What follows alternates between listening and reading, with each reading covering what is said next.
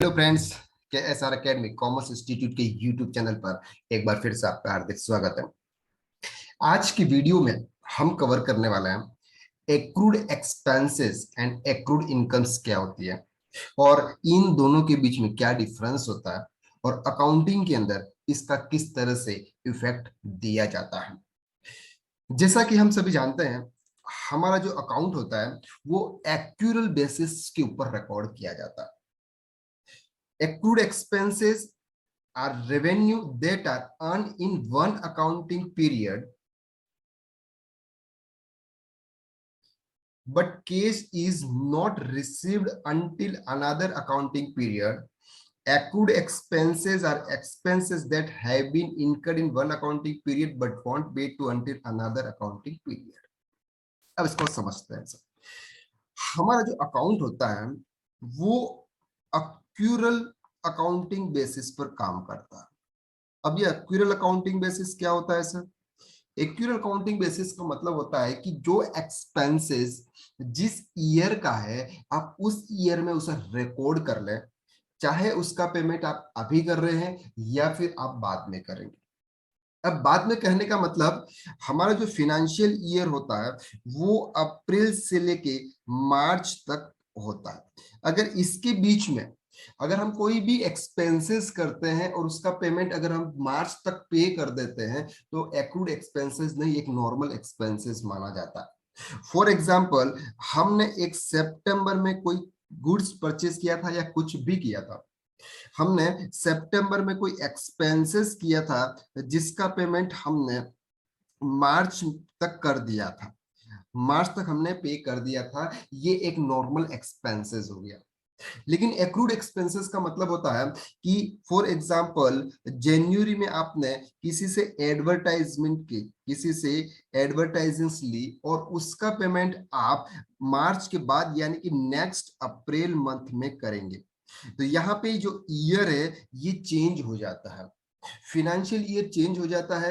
इस उस एक्सपेंसेस को, जो एक्सपेंसेस आपने बुक कर दिया लेकिन पेमेंट आपने नेक्स्ट ईयर किया, उसको हम एक्रूड एक्सपेंसेस बोलेंगे। और ऐसी इनकम जो आपकी इनकम हो गई है, यानी कि इनकम आपकी होगी है लेकिन अभी तक आपको उसका पेमेंट इस ईयर तक नहीं मिला है, उसको हम एक्रूड इनकम्स बोलते हैं। तो कुछ एग्जांपल्स यहाँ पे हम समझते हैं। जैसे फॉर एग्जांपल फर्स्ट है सैलरी।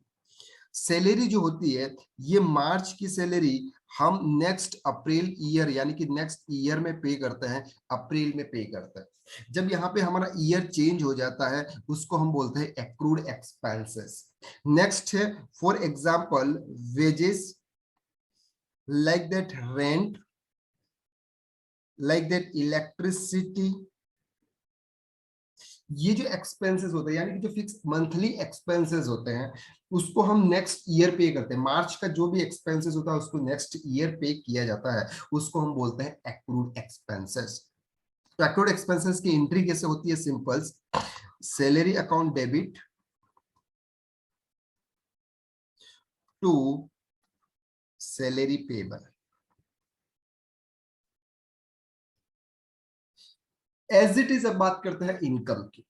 इनकम, एक्रूड इनकम जो होती है वो लाइक दैट एफडी। अगर आपने कहीं पे भी एफडी करवाई, किसी बैंक में आपने एफडी करवाई, फॉर एग्जांपल 1 लाख रुपीस की आपने एफडी करवाई 5 इयर्स के लिए, और at the rate for example 10% आपका इंटरेस्ट रेट है।